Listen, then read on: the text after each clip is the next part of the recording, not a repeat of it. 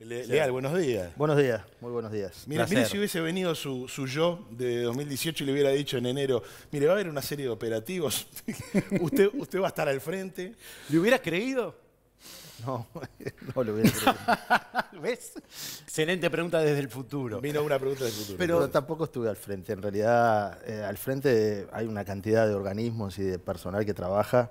A mí me tocó hacer una coordinación de un aspecto y bueno, y por una decisión que tomó el presidente, que yo fuera como el vocero que comunicaba alguna de estas situaciones complejas desde el punto de vista de la seguridad que había. Entonces, es eso, pero la dirección operativa de ese tipo de cosas la tiene obviamente la policía, ¿no? Muchas veces utilizamos esta expresión, tal vez para tranquilizar nuestras conciencias, de que alguien tiene una pobreza digna. ¿Existe la pobreza digna? No, yo creo que la pobreza es horrible. Y creo que a nadie le gusta ser pobre, salvo aquellos que no siendo pobres imaginan que esa es una condición de vida que alguna gente se merece. Pero no, no hay dignidad en la privación de las cosas para la gente.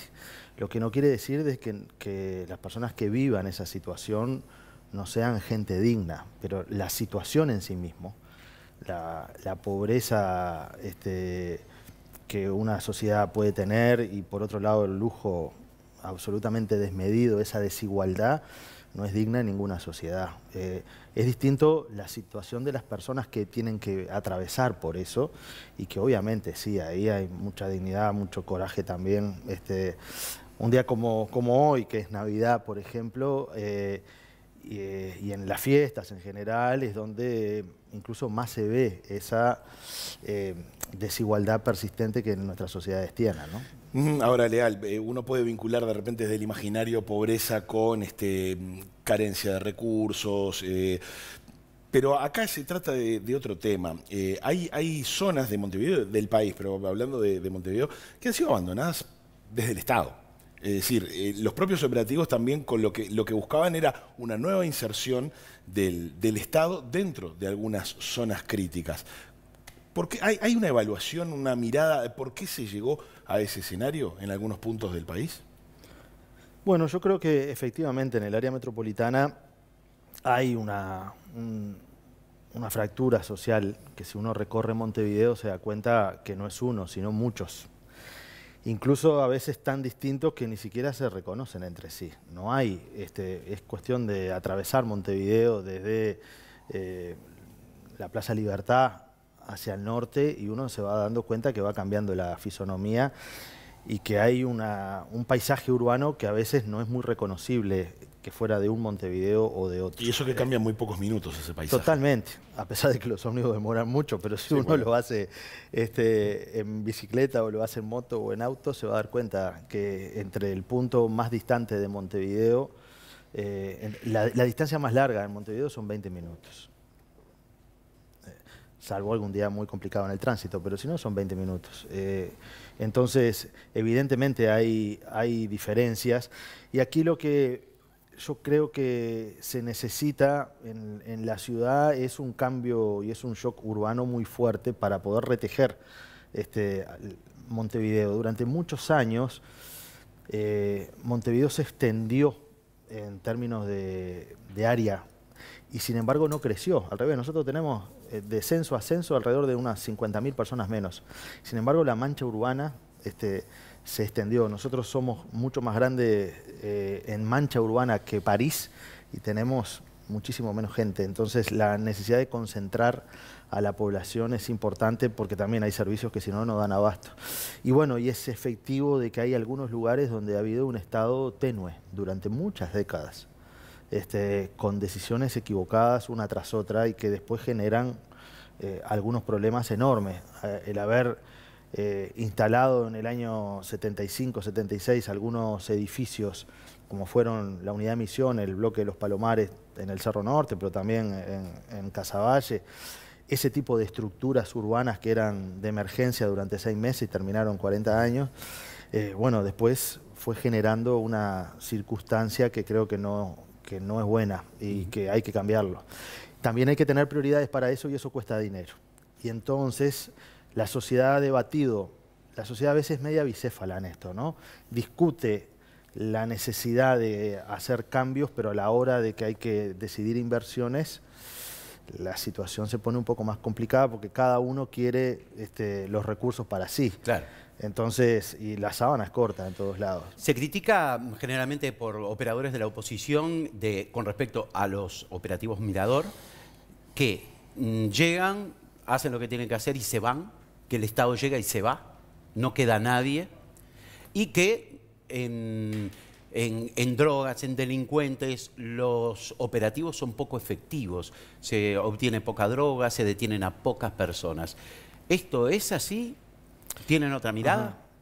Bueno, en primer lugar, no sé quién de la oposición ha dicho eso, porque el otro día, hace 10 días atrás, me invitaron del Liceo Impulso, que era el cierre de cursos, para agradecer, entre otras cosas, porque ellos están en el enclave de Casaballe, cómo había mejorado la seguridad, y ahí estaba la calle, estaba Verónica Alonso, estaba Mieres y estaba Talvi, que son 4 referentes importantes de la oposición,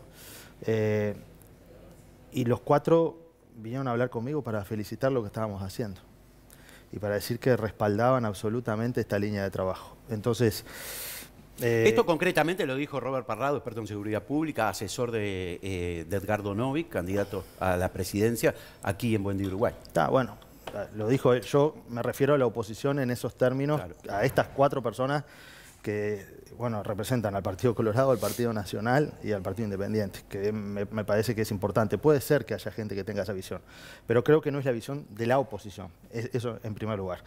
En segundo lugar, en relación a lo que se ha hecho con estas intervenciones, se hicieron 499 allanamientos. Se detuvo a 190 personas y 160 de ellas fueron formalizadas por la justicia. Es decir, que el 81% de las personas detenidas fueron encontradas responsables de algún delito. Yo creo que eso es bastante eficiente y objetivamente se logró desmantelar en algunos lugares estructuras muy fuertes, muy pesadas. Entonces, la gente que vivía en el edificio del Cordón, pregúntele a ver si esto no fue eficiente. Vaya y háganle una entrevista ahora a los vecinos de ahí, o a la gente que vivía en el complejo Quevedo, o a la gente de los Palomares. Y además el Estado no se ha retirado. También el que dice eso, capaz que nunca fue al lugar. Si uno va hoy, a los Palomares, por ejemplo, va a ver que están terminando de asfaltar la calle Gustavo Volpe, que es la calle que atraviesa la mitad del complejo y que tuvo 40 años cerrada esa calle. Va a ver que está trabajando la UTE y la OCE conectando con electricidad y con agua potable formal, es decir, con contador, por primera vez en 40 años a esa gente. Y va a ver que hay luces que antes no había y que hay veredas que se están construyendo. Es decir, que no es cierto. Van a poder tener paso a las ambulancias y los patrulleros, cosa exactamente, que no ocurría. No es cierto eso. En el complejo Quevedo, por ejemplo, ahora hay un equipo de asistentes sociales que está trabajando con esos vecinos porque se tiró aquel muro que habían hecho y se está construyendo un cerco de acuerdo a las normas y ahora hay que administrar ese complejo porque antes lo administraba una familia que mandaba ahí. Entonces no es verdad eso. Usted días atrás en la nota que brindó Semanario Voces decía que la fuerte presencia de estructuras ilegales, de estructuras criminales en diferentes zonas de Montevideo, uno de los peores daños que ha hecho es erosionar la confianza de la gente en el Estado. Cuando usted habla de retejer, con estas acciones, bueno, de alguna manera se empieza a retejer, pero ¿qué otros aspectos hacen falta para que vuelva la confianza hacia el Estado? La eficacia. Eso es lo que da confianza. Y la palabra. Esas 2 cosas. La primera es, capaz que en orden, es decir la verdad de lo que pasa. No tener miedo a decir de que, bueno, si hay un problema, hay un problema. Cuando pasó lo de Casaballe, bueno, se fue muy transparente en lo que había pasado. por ahí también se manejan cifras equivocadas, pero bueno, el informe de la Fiscalía es bastante claro. Pero no disfrazar la realidad, no usar eufemismo. No dibujarla, no decir, no, esto es más o menos, no es tan grave. No, esto era gravísimo. Y asumir que era algo gravísimo, aunque uno esté en una posición de decisión, yo creo que importa, porque la gente te toma en serio. Y es valiente decir, creo, bueno, acá sí tenemos un problema, vamos a intentar resolverlo, pero objetivamente tenemos un problema. Entonces, la palabra, el decir las cosas como son, eso es lo primero. Y lo otro es la eficacia. Es decir, la gente le puedo decir, bueno, usted tiene que denunciar, como pasó. Usted tiene que denunciar, el Estado los va a proteger. Bueno, y la gente obviamente dudaba si el Estado lo iba a proteger. Y de hecho a todos los testigos protegidos la Fiscalía lo logró proteger. Y se hizo una movida enorme de trasladar personas, imagínense, ¿no? En menos de 40 días se logró armar todo un sistema que permitió que toda esa gente esté protegida como testigo. Y ahí se fue eficaz. Y después se fue eficaz en desmontar esa estructura. Entonces, obviamente, que la gente de a poco pierde la confianza. La confianza a veces se pierde en un momento. Para retomarla, uno tiene que ir. Es como decir, bueno, yo tenía un amigo y me hizo una jugada mala, capaz que fui amigo durante años, y la confianza ahí se la perdí. Después retomar o retejer justamente eso no es tan sencillo. Es obvio que se puede. Y de hecho, me parece que hay. En esos lugares y en la población, yo lo veo por el tema del tipo de información que llega ahora, que hay una confianza de que hay ciertas cosas que parecía que no se podían hacer y ahora se hacen. Porque también por ahí han dicho, bueno, ¿por qué recién ahora? Y yo pregunto, sí, ¿por qué recién ahora? ¿Y por qué no lo hicieron antes? Todos los que dicen por qué recién ahora. Porque acá estamos finales del 2018. Si arrancamos desde el retorno democrático, en los Palomares pasaron todos los gobiernos. Los Palomares lo crea Bordaberry, padre, que siendo presidente democrático o en democracia, empieza las obras y la inaugura como dictador. Y después pasaron todos los gobiernos. Y entonces, bueno, el por qué ahora es porque no se hizo antes, pero creo que lo importante en relación a la confianza es bueno, tratar de ser eficientes y decirle a la gente cuando hay un problema que efectivamente hay un problema y de que a veces ellos son parte de la solución. De hecho, acá el verdadero coraje, por así decirlo, lo ha tenido la gente que vivía ahí, que vivía o que vive en alguna de esas zonas y que le tocó vivir una situación terrible y sin embargo se logró sobreponer y tiene confianza en lo público, que creo que es lo más importante. Está bien, ¿por qué no antes? Es una buena pregunta. Pasó, está sucediendo en este momento. ¿Esto va a continuar o es una medida puntual de este año? Obviamente no va a ser la misma la situación de Casaballe que la que venía siendo hasta ahora, seguramente cambie, pero me imagino que deben haber habido otros barrios o otras zonas de Montevideo que viendo esto la gente empezó a reclamar lo mismo. Sí, absolutamente. Yo creo que hay un aprendizaje, me parece, en general del Estado. Yo aquí hablo del Estado en términos globales. Y también del sistema político, de la necesidad de poder tener intervenciones prematuras en algunos lugares para que este tipo de cosas no se instalen o no se incuben o no crezcan. De hecho, creo que nosotros tenemos una situación que a pesar de la gravedad de lo que sucedió, por suerte, es muy distinta de lo de nuestros países vecinos. Uno va a Brasil y sabe que en Río de Janeiro, en la playa, Copacabana, está bárbaro. Pero mira para arriba y dice, ahí arriba en el Morro no vaya porque está tomado. Y saben que le perdieron el control hace años a esos lugares. Y la sociedad asume como que eso es parte de la realidad. Bueno, yo creo que nosotros como sociedad hemos puesto un nivel de tolerancia que ese tipo de cosas no se pueden aceptar. Y me parece que eso es fundamental, esté quien esté, no importa el gobierno que esté. Lo que importa es que como sociedad reaccionamos, porque esta reacción no fue solamente de un ministerio, fue una reacción de la sociedad. Cuando, por ejemplo, los colegios privados que estaban en esa zona, que son muy importantes, como Liceo Impulso, el Jubilar, Los Pinos, colaboraron también con información, tratando de generar un clima para poder destrabar esta situación. Cuando la Iglesia participa en esos lugares, cuando las organizaciones no gubernamentales que trabajan ahí también ayudan a generar un clima de confianza. Obviamente las instituciones públicas, también los partidos políticos que acompañaron de alguna manera una situación que no era sencilla lo que se hizo. Yo ahí rescato que es la voz de la sociedad, la que de alguna manera puso un límite que es importante para el futuro, porque nosotros para el futuro lo que tenemos que garantizar es mejorar la convivencia entre nosotros. Y si como sociedad nos ponemos todos de acuerdo de que hay ciertas cosas que son intolerables y que hay que perseguirlas y hay que ejercer la autoridad con mucha firmeza, que no quiere decir atropellar al voleo, pero sí quiere decir no dejar pasar una, ahí vamos a estar mejor. Ahora, parece una nueva mirada dentro del seno de la izquierda, porque durante mucho tiempo parecía que todo lo que estuviera asociado a la noción de represión era malo, y que de alguna manera el ser humano era bueno en su naturaleza, y si se había torcido el camino, una visión muy romántica, había que volver a llevarlo. ¿Hay que perderle el miedo a la idea de reprimir? Yo creo que hay que perderle el miedo a la idea de ejercer la autoridad.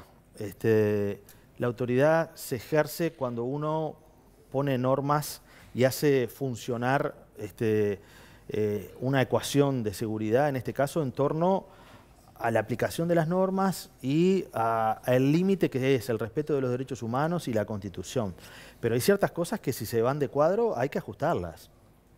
Y no hay que tolerar desbordes, creo yo, y no hay que tolerar desmanes ni tampoco gente que a veces está pasada. Uno se da cuenta. Ahí sucedía en alguna de estas zonas que ellos se creían los patrones de la vereda. Y no puede ser. Acá el que manda es el Estado, no los narcos. Y eso tiene que estar muy claro. Entonces, ejercer la autoridad no necesariamente quiere decir tener que reprimir, pero quiere decir poner límites. El que ejerce la autoridad no es el que más grita, es el que sabe mandar. Un profesor en un liceo, cuando entra a la clase, si tiene que estar gritando permanentemente para poner orden en la clase, es que no manda. El grito justamente es la expresión de que no manda.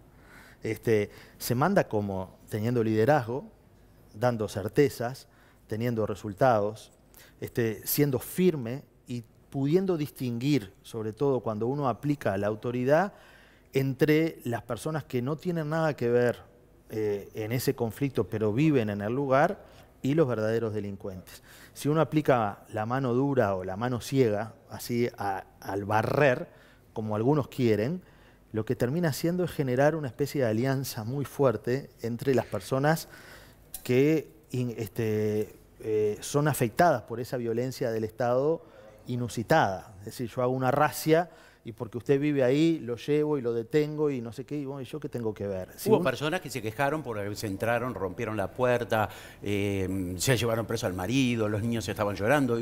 ¿Esta persona está identificada? Sí, bueno, ¿Te habrás enterado? Sí, sí, eso sucedió en el 40 Semanas, chico. Que esa persona salió de la televisión. Lo que pasa es que, claro, cualquiera tiene derecho a decir lo que sea y a expresar su opinión en la televisión. Esa persona estaba requerida por rapiña, ¿sí? El marido de esa persona estaba requerido por rapiña. Llegó la policía a hacer el allanamiento y la persona no quiso abrir. Entonces la policía rodeó la casa y le pidió una orden al fiscal y a su vez al juez para poder ingresar y romper la puerta. Y es lo que se hizo. Eso es ejercer la autoridad de acuerdo a las normas. Lo otro hubiera sido, bueno, no me quieren abrir, hay un requerido por rapiña, yo sigo de largo. Acá el rapiñero cuando te pone un revólver en la cabeza y te pide las cosas, no se preocupa mucho por ese detalle, pero le preocupa que le tiren la puerta porque lo que estaba haciendo es no querer abrir. Entonces, es ahí donde yo digo de que hay que tener calma, pero tampoco ser el hijo de la pavota. Brevemente, pues ya tenemos que ir cerrando, pero Leal, le espera un 2019 seguramente bastante, muy en la línea y en la sintonía de este 2018 en cuanto a actividades. Espero que no. Bueno, sí, pero digamos, puede ser muy optimista, pero a priori uno podría leerlo así. Ahora bien, para un próximo periodo de gobierno, ¿está dispuesto a de repente a ocupar un cargo en cualquier, si el gobierno es de cualquiera de los partidos? ¿O usted responde, por ejemplo, a lo que es la estructura del Frente Amplio? Mire, yo creo que en el Uruguay nosotros tenemos que acostumbrarnos a sentirnos bien en lo que hacemos. Y no nos podemos marear por las luces del estadio ni por las luces de las cámaras en este caso.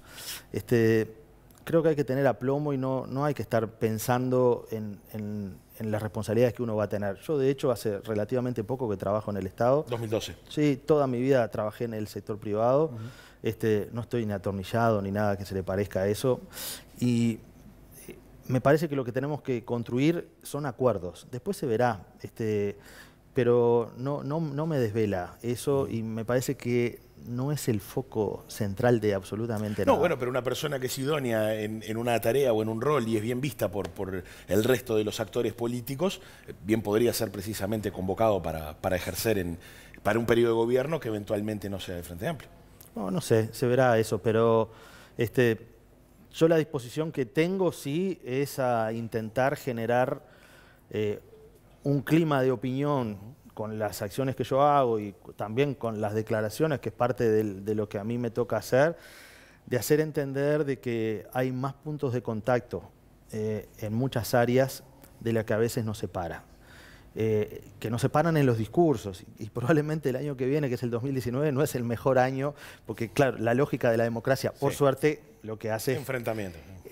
Sí, tenemos o distinguirse, pero me parece que en eso hay que tratar de tener un poco de calma, porque el tema de la seguridad es demasiado importante para todos, para que nosotros pongamos de rehén también a la gente, para que hablemos mal de instituciones importantes que tiene el Uruguay, como son la justicia, la fiscalía, la policía, porque ahí es donde nosotros tenemos el reservorio profesional para poder actuar. Entonces, es eso. Sociólogo Gustavo Leal, muchísimas gracias por su presencia esta mañana en Buen Día Uruguay y muy felices fiestas y feliz año. Bueno, muchas gracias a ustedes y también a la audiencia y buen año. Ojalá el año que viene estemos mejor que el año pasado. Perfecto. ¿Cómo me gustaría estar en el futuro para saber cómo termina esta charla el diciembre del 2019? Bueno, muchísimas gracias. Se va a reiterar antes de diciembre de 2019. Ojalá que sí.